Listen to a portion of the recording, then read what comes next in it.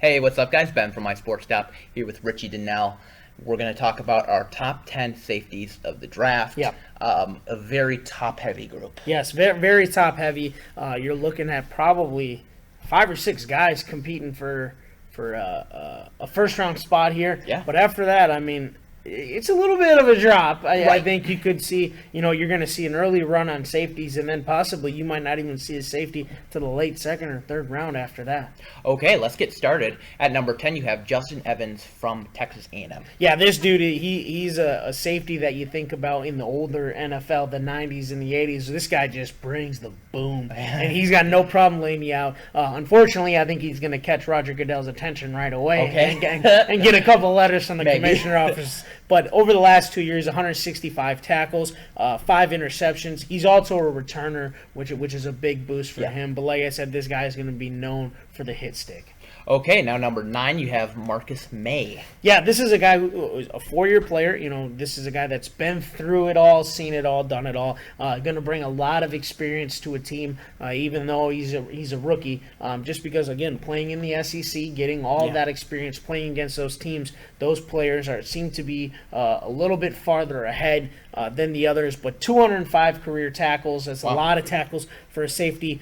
4 forced fumbles, 2 fumble recoveries, 2 interceptions in one season. This guy just finds a way to create turnovers and help his team. Okay, number 8, you have Alabama's Eddie Jackson. Yeah, this is one of my favorite players, and coming into the year, I had him as arguably the top safety until the injuries started to continue to take over. But this dude is just a playmaker. 6 interceptions as a junior was really the huge breakout for him, as this year he didn't play the entire season, but this is another guy who has that I'm not only going to get the ball, but I'm going to take it to the end zone mentality like other Alabama players have. And he's another dude who doesn't mind coming up and just laying the wood on you. Oh, absolutely.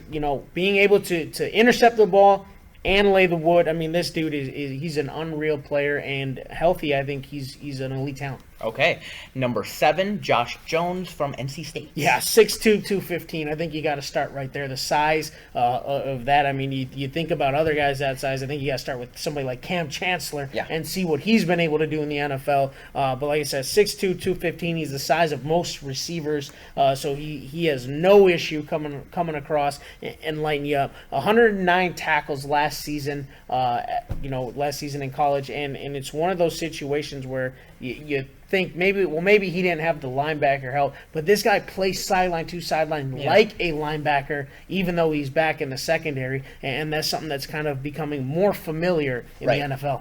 Okay, number 6, you have Marcus Williams. Yeah, this is one of the most explosive guys that I think we've seen in this draft. At the combine, tested really, really well for his position.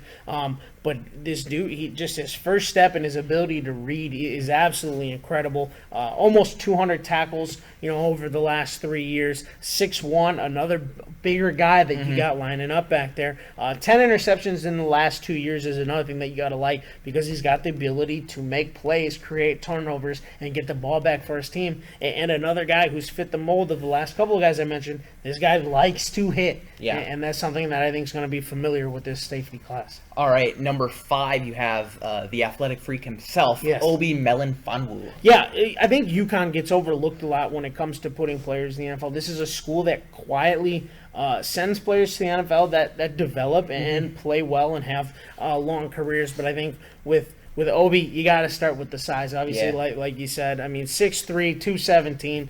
Is huge, and he had 118 tackles this last year, again playing sideline to sideline like a linebacker, and you might almost be able to see him play at the next level, like a guy like a Deion Buchanan, who was a safety, moved down to kind of like an outside linebacker role, something that you might see commonly in this safety class. Okay, number 4, Buda Baker from Washington. Yeah, this guy's got one of the best names, obviously, with Buda. But this dude's a playmaker. 18 pass breakups, 5 interceptions. This is kind of more. You're starting to get into more of your free safeties. A guy who's going to play center field really well. But not only that, but he's a missile. He's so explosive, so fast. If you don't see him coming, you're going to be laying on the ground for a while, catching your breath, because he's going to light you up. He's a really good combo safety. Like I said, he can play the strong safety that's going to hit you, but I think he can play center field really well, and he's going to get the ball back for his team.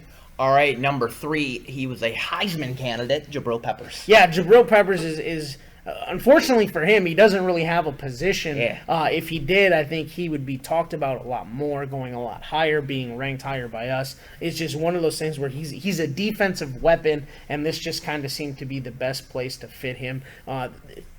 He might be the best athlete in the draft, which speaks a lot to him. What he's going to play, we don't really know. But this guy, not only can he bring a lot to the team in terms of playing safety, maybe even dropping him down as a linebacker, but he's a special player when it comes to the return game as well. So he brings a lot of athletic value as just a weapon to an NFL team.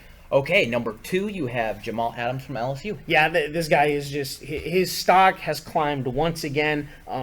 People thought he ran slow at the combine, and it did seem slow, having been able to watch him play. And then he goes to his pro day and runs a 4th. I mean, it's one of the most amazing things that I've seen, because you don't typically hear of somebody dropping that much from one workout to the next. But he was able to put it together. Another guy who comes from that lineage of LSU secondary players, trying to find his way and make a name in the NFL. 5 interceptions. He broke over 10 tackles twice this past season. And again, another safety who's going to light you up crossing the middle. Now at number 1, Ohio State's doing something right. They got Malik Hooker. Yeah, this is your free safety. Your Ed Reed, the guy who's just he's gonna pick the ball off every chance he gets. He's gonna play center field. He's gonna read the quarterback and not necessarily line him up or expect him to smoke a receiver. Not to say that he can't, but he's gonna look to get the ball more so than hit the receiver. 7 interceptions, 3 touchdowns. That's something that's going to stick out. Is this is a guy who's not only going to get the ball back for you, but he's going to look to put points on the board as well. 74 tackles. You like the ability to be able to tackle as well from the safety spot. And hey, I'm not going to lie. This is a guy that I'd like to see roaming center field in Chicago on draft day. We'll see. So that's your top 10. Let's take a look at mine. Our top 4 is exactly identical. I have Marcus Williams at number 5. He might be a guy that sneaks into the first round. And a guy you didn't have on your list, and I have Ray Sean Jenkins from Miami. You kind of talked about with Justin Evans. Jenkins might be a guy that might be paying Goodell a couple of fines here. But if he gets past that, I think he's a guy kind of like Brandon Merriweather, who could be a solid safety. All right, guys, thank you so much for watching. Remember to go on our website, mysportstep.com, and subscribe to our YouTube channel for more original videos.